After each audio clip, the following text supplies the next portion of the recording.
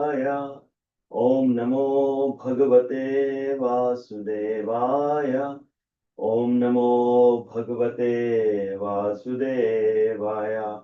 Narayanam Namaskritya Naram Chaivam Narottamam Devim Saraswatim Vyasam Tato Jayamudire Srinavatam Swakata Krishna Punya Shravana Kirtana Radyantastohe Abhadrani Vidunoti Suritsatam नष्टप्रायेषु अभद्रेषु नित्यं भागवत सेवया भगवत्येवतमा श्लोके भक्तिर्भवति नैष्टिकी. Reading from Srimad Bhagavatam, Canto 4, Chapter 24, Text 55. Tam duraradhyamaradhya satamapi durapaya ekant bhaktya ko vanche padamulam vinabahi. Translation and purport by His Divine Grace, A.C. Bhaktivedanta Swami Srila Prabhupada.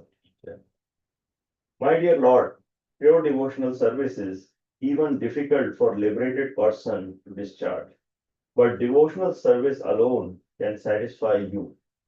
Who will take to other process of self-realization if he is actually serious about the perfection of life? Purport. The word Satam refers to transcendentalists. There are three kinds of transcendentalists: the Jnani, Yogi, and Bhakta.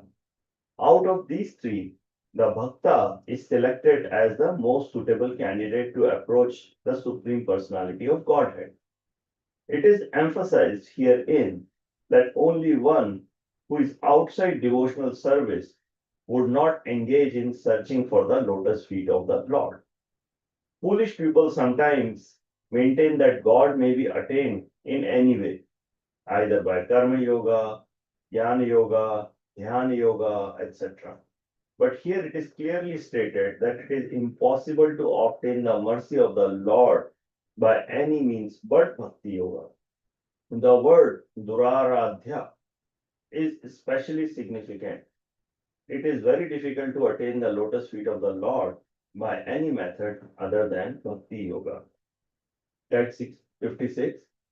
Yatra nirvishta kritanto na vimanyate vishwam vindvansayan virya shaurya vispurjita bhruva. Translation. Simply by expansion of his eyebrows, invincible time personified can immediately vanquish the entire universe. However, formidable time does not approach the devotee who has taken complete shelter at your lotus feet. Purport. In Bhagavad Gita 10.34, it is said that Lord in the shape and form of death destroys all a person's possessions. Mrityu sarva harascha aham. I am all devouring death. The Lord in the shape of death takes away everything that is created by the conditioned soul. Everything in this material world is subject to perish in due course of time. However, all the strength of time cannot hamper the activities of a devotee. For a devotee takes complete shelter under the lotus feet of the Lord. For this reason only is a devotee free from formidable time. All the activities of the karmis and jnanis, which have no touch of devotional service, are spoiled in due course of time. The material success of the karmis is destined to be destroyed. Similarly, the impersonal realization attained by the jnanis is also destroyed in the course of time. Aruhya kratchena param padam tatah patantya dho anadrit yushmadang anagrahya. Bhagavatam 10.2.32. To say nothing of the karmis, the jnanis undergoes severe austerities to attain impersonal Brahmajyoti. But because they do not find the lotus feet of the Lord, they fall down again into the material existence. Unless one is fully situated in unalloyed devotional service, there is no guarantee of liberation. Even if one is elevated to the heavenly planets or to the impersonal Brahman effulgence. A devotee's achievement, however, is never lost by the influence of time. Even if a devotee cannot completely execute devotional service in his next life, he begins from the point where he left off. Such an opportunity is not given to the karmis and jnanis whose achievements are destroyed.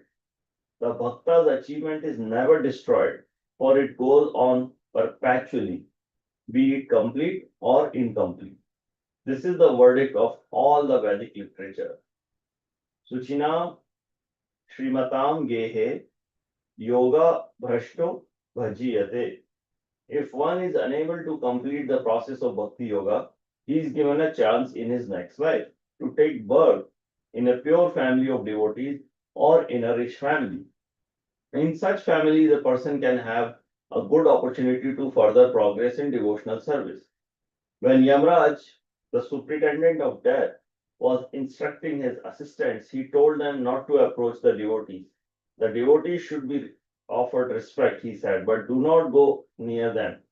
Thus, the devotees of the Lord are not under the jurisdiction of Yamraj.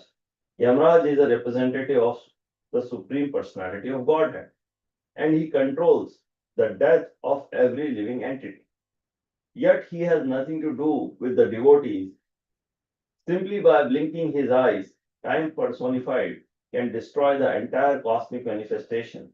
But he has nothing to do with the devotees. In other words, devotional service which is rendered by the devotee in this lifetime can never be destroyed by time.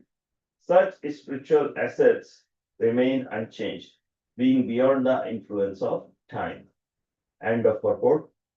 Namo Vishnupadaya Krishna Prishtaya Bhutale Srimate Bhaktivedanta Swamin iti namine Namaste Saraswati Deve Gauravani Pracharine Nirvishesha Shunyavadi Paschatya Deshatarine Jai Shri Krishna Chaitanya Prabhu Nityananda Shri Advaita Gadadhara Shivasadi Gaur Bhakta Vrinda Hare Krishna Krishna Krishna Hare Hare Hare Rama Rama Rama Hare Hare. I seek the blessings of all the assembled Vaishnavas so that I can use today's lecture to purify myself. Thank you very much for giving me the opportunity to purify myself. I'm going to read from a lecture given by His Holiness Bhanuswami Maharaj. So, as it is often said that time and tide wait for none, it is also said that castles made in the sand are washed in the sea. So, the difference between devotees, the karmis, and the jnanis is that the castles made by devotees is not made in sand. The castles are made up of bhakti. They are never washed away by the sea of time. The karmi is constructing a castle in sand, which is going to be washed away by the sea in due course of time. The jnani, who is doing something which is subtle, even though he can temporarily attain some yogic siddhis and fly in the sky of Brahman by doing his penances and austerities, he has no tendency to take shelter of the lotus feet of the Lord. After some time, when his pious activities are exhausted, he will have to come down. You can take one airplane and fly in the sky, but after some time, when it runs out of fuel, you will have to bring it back to the ground. This is the position of the Jnanis. It is very artificial and can be maintained. But the devotee becomes a bird and takes the natural habitation in the environment. So the Jnani may artificially enter in the spiritual world. He will only float in the spiritual sky and won't be able to enter any of the spiritual planets. So whether you are karmi, accumulating assets in this material world and trying to enjoy the senses, your position of so-called success in material world or in Brahman effulgence will be here today and gone tomorrow. For lasting happiness, you must come to the platform of Krishna consciousness. There are two types: Anukul, which is Krishna consciousness of a devotee, and Pratikul, Krishna consciousness of demons, such as Kamsa. Demons that are killed by Krishna also get liberation. Krishna consciousness of Kamsa also gives benefits. When they are killed by Krishna, they get temporary liberation. So, our best bet is to become a devotee. Why take a chance to be like demons? Demons get mukti, but devotees get bhakti. The surest thing is to become a devotee. Give the entire life to Krishna and see what the result is. Actually, there is no loss. As it is said in Bhagavad Gita, Neha Vikramanasho asti pratyavayo na vidyate swalpamapyasya dharmasya trayate mahto bhayat. So, even a small endeavor done in spiritual service is never lost, and it saves you from the great fear.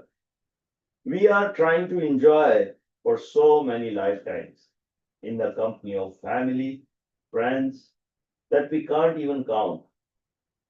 We have enjoyed in different species of life: animal form, human form, even some of us may have been demigods. We have tried again and again and again to enjoy this material existence, but have failed.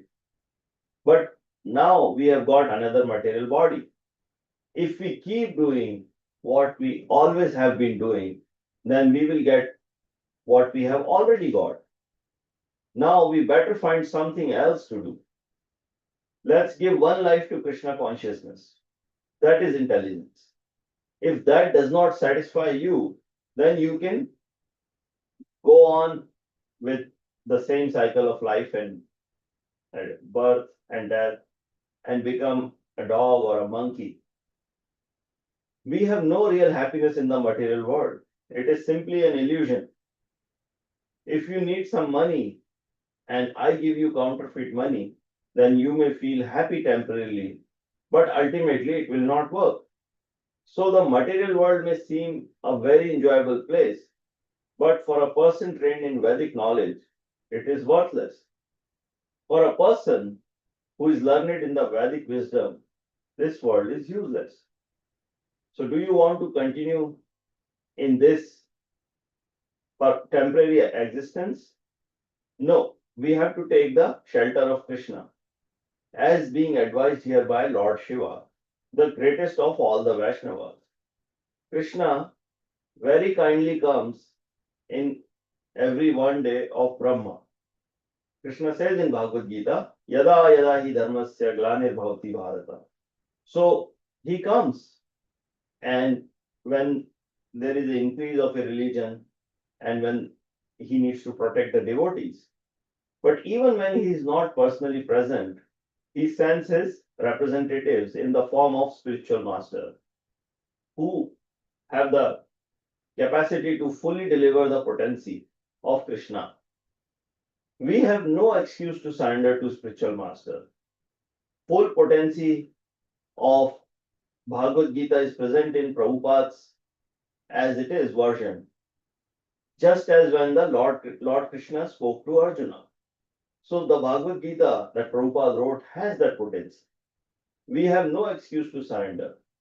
The only problem is with us, the hearer. We are not at the same level as Arjuna. Otherwise, we can feel the potency of Bhagavad Gita. The Guru is potent and the listener is potent, then the love of God will manifest in the heart of disciple. Actually, the love of Godhead is already there. It is dormant. So we have to improve our hearing. If our hearing is potent, it will come out bursting out of the shell of material consciousness. First we should hear, then we should chant. If our hearing is potent, our chanting will be potent.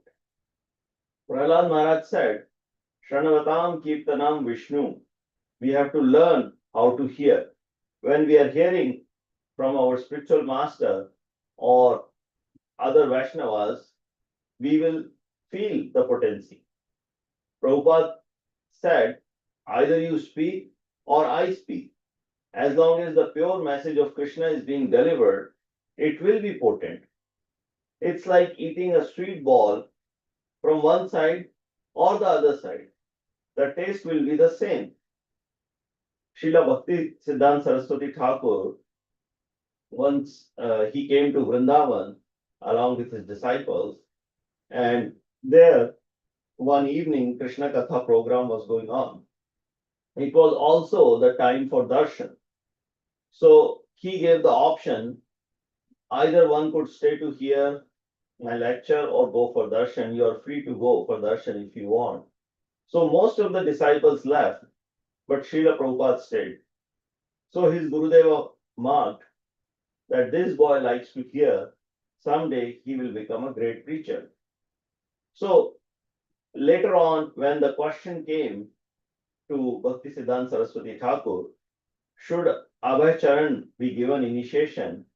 He said, yes, he likes to hear. He should get initiation.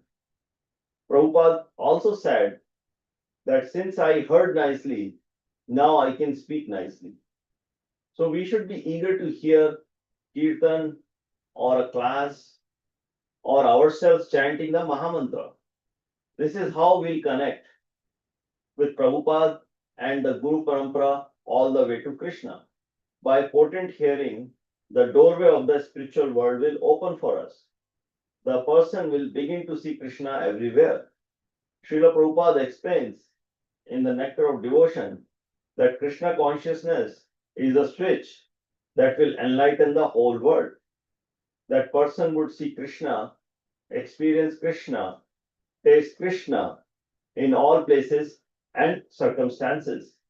In such a state of consciousness, one would enter in the dimension of timelessness by quality hearing, where you go beyond the body and 8 material elements. With this, I would like to end. Vancha